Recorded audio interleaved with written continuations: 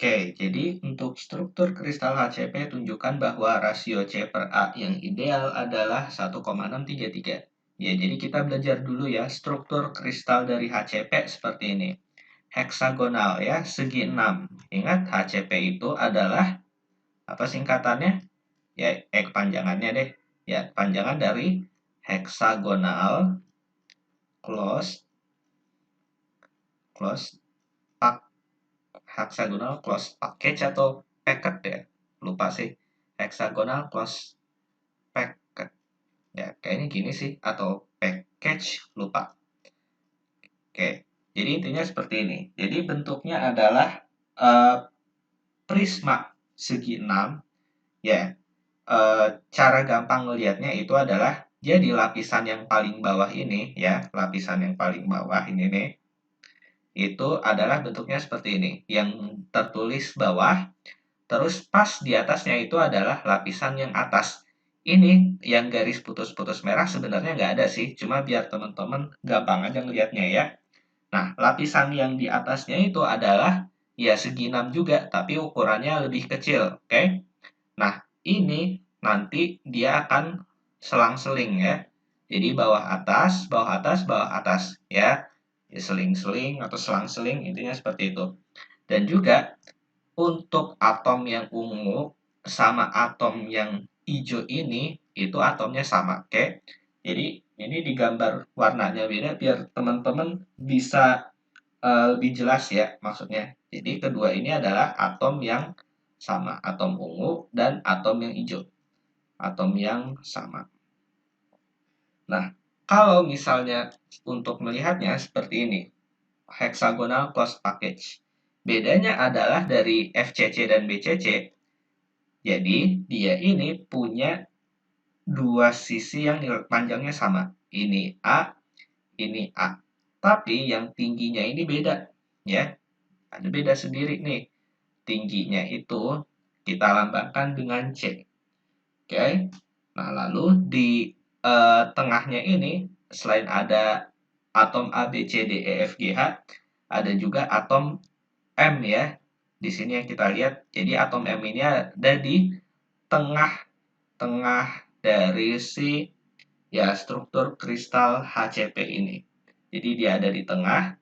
Terus ya teman-teman bisa lihat di sini kan, kalau misalnya di dalam kotak A, B, C, D, E, F, G, H ini ada limas ya, ada limas. Kalau di sini kita gambar limas ABDM ya.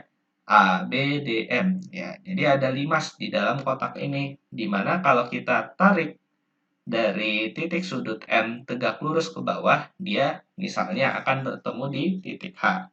Seperti itu. Oke, cara menggambar struktur kristal HCP seperti itu ya, cara menggambarnya. Lalu apa saja yang perlu kita ketahui? Ya, pertama yang perlu kita ketahui. Jadi, tinggi dari si MH ini adalah setengah dari tinggi kotaknya. Berarti kalau tinggi kotak kan C ini nih. Berarti kalau setengahnya doang berapa nih? C per 2 kan? Ya, jadi tinggi dari MH itu adalah C per 2. Lalu apalagi yang perlu kita ketahui? Ya, yang perlu kita ketahui adalah pertama, ya kita biasa gambar yang kotak ini nih, ya yang kotak ini tidak dalam skala sebenarnya, ya kan? Karena ya untuk mempermudah teman-teman cara melihatnya aja ya. Jadi buletan-buletan ini nih, ya buletan A, B, C, D, E, F, G, H, itu sebenarnya untuk yang di struktur kristal HCP ini, atom di titik A, B, dan M, dia itu saling menyentuh satu sama lain. Oke?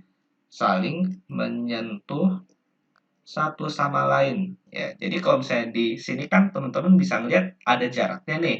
Tapi aslinya dia itu saling menyentuh satu sama lain. Maka kalau saling menyentuh satu sama lain, kita bisa tahu bahwa panjang dari si A ke M ini akan sama dengan panjang dari si A ke B.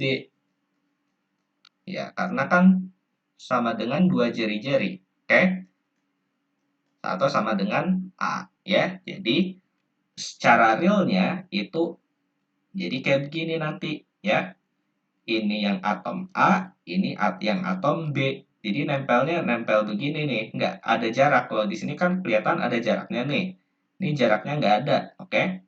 Jadi secara aslinya tuh kayak begini. Ada A sama B, dia nempel. Berarti jarak dari sini ke sini kan R. Sini ke sini kan R. Berarti kalau dijumlah jadinya ya 2R. Nah, dia itu akan sama dengan jarak dari titik pusat A ke titik pusat B akan sama dengan jarak dari titik pusat A ke titik pusat M di sini, oke? Ya, perlu kita ketahui dulu. Lalu lanjut lagi, apalagi yang perlu kita ketahui? Kita coba lihat segitiga AHM. AHM. Oke, segitiga AHM yang mana? Ya, yang ini ya. Mana tuh tadi? AHM, AHM, AHM. Oh ya, yang itu. Di 5 yang ini ya, teman-teman bisa lihat kan? Di bagian agak atas nih. Oke. Nah, segitiga yang ini nih, AHM. AHM segitiganya apa? Siku-siku ya, kita bisa lihat di sini. Segitiga AHM ini ternyata segitiga siku-siku. Berarti kita bisa tahu, wah, siku-siku berarti bisa pakai Pitagoras dong, ya kan? Berarti panjang dari sisi AM dikuadratin sama dengan panjang dari sisi AH dikuadratin tambah sisi yang HM dikuadratin. Oke, tadi sisi AM berapa? AM itu adalah ya A ya, di sini tadi. Nanti kalau AM kuadrat jadinya A kuadrat sama dengan ya AH kuadrat ditambah sama HM kuadrat. Tadi HM berapa? Oh ini nih, HM dengan MH sama ya, berarti kita tulis C/2 kuadrat. Oke, ini misal kita sebut persamaan 1 dulu. Nah, berarti yang belum apa nih? AH-nya kan kita belum tahu nih AH kuadrat berapa. Cara nyarinya gimana? Ya, cara nyarinya itu bisa kita pakai yang di bagian ini. Ya, bagian ini nih. Ya, AH kuadrat. Bisa kita lihat dari segitiga yang lain. Segitiga apa lagi yang bisa kita lihat di sini? Ada segitiga ABD ya. Ada segitiga ABD di sini. ABD yang bagian alas. Oke. Nah, ini kita bisa anggap sebagai segitiga sama sisi. Oke. Berarti kalau ini segitiga sama sisi, apa yang bisa kita ketahui dari sini? Oke, yang bisa kita ketahui pertama adalah ya kita ingat di sini titik tengahnya ada titik H ya kan? Yang ini nih, ada titik H. Kita tarik garis ke sini, set. Tarik garis lurus lagi. Nah, oke, berarti kita bisa tahu setengahnya dari ini, berarti kan setengahnya dari 60 derajat dong, kan segitiga sama sisi ini, oke? Kita anggap ini segitiga sama sisi. Jadinya, kita bisa pakai aturan kosinus, ya. Kita tahu di sini berapa panjangnya? Oh, tadi kita tahu AB-nya itu panjangnya 2R. Atau misalnya A ya, kita bisa anggap 2R itu sama dengan A yang ini tadi nih. Berarti kalau segini dong, jadi A/2, oke? Ya, kita tulis sekarang. Di mana ya? Ya, sampingnya aja deh. Oke, bisa nggak ya? Kita tulis di sampingnya. Nah, kekurangannya emang kalau misalnya di sini harus geser dulu sih, memang ya. Ya, harus geser dulu buat nulis. Tapi ya, nggak apa-apa lah ya. Harus kita geser dulu kalau misalnya buat nulis. Nah, lanjut. Tadi kita mau cari kosinusnya ya. Kosinus dari ya yang sudut ini nih, ya sudut yang kecil ini adalah 30 derajat. Berarti cos 30 derajat sama dengan sampingnya siapa? A/2 ya, dibagi miringnya. Nah, miringnya ternyata AH ini kan yang tadi kita belum dapat. Ya udah, berarti kita tahu bahwa dari sini akar 3/2 sama dengan A/2 dibagi AH.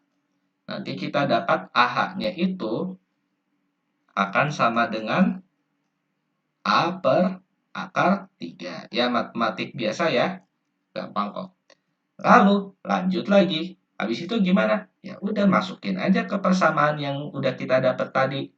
Ya, berarti jadinya A kuadrat sama dengan A per akar 3 kuadrat ditambah C per 2 kuadrat.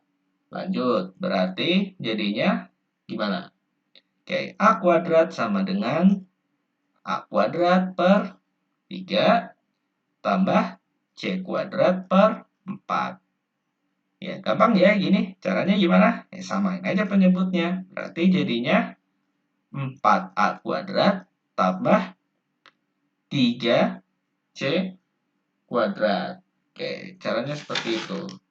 Intinya di sini kita mencari apa sih? Ingat? Ya, mencari rasio dari C per A-nya ya. Berarti C per A-nya itu sama dengan berapa? Oke, kita selesaiin dulu ini dengan cara yang biasa. Berarti kita tahu bahwa di sini, oke, benar nggak nih hitungannya? Oh, ini 3, oh, salah nih. 12 ya, harusnya 12. Berarti 12A kuadrat sama dengan 4A kuadrat tambah 3C kuadrat. Ya, kurangin. Jadinya 8A kuadrat sama dengan 3C kuadrat. Gimana rasionya? C per A. Oke, berarti kita mau pindahin nih. 8 per 3 akan sama dengan C kuadrat per A kuadrat. Oke, berarti akarin aja dong. Ya, berarti C per A-nya adalah akar dari 8 per 3. Ya, ini kalau misalnya dihitung nanti hasilnya sama ya kayak yang itu tadi, 1,633. Oke, untuk yang HCP, rasio C per A-nya seperti itu ya, cara menurunkannya.